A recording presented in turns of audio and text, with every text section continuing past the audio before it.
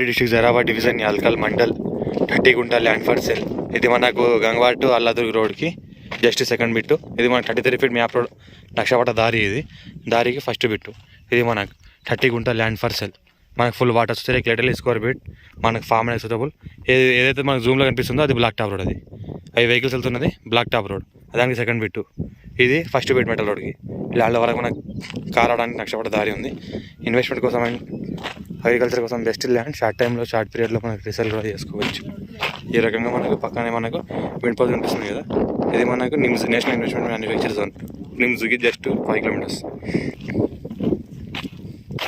ఈ రకంగా లక్షపట దారి ఉంది.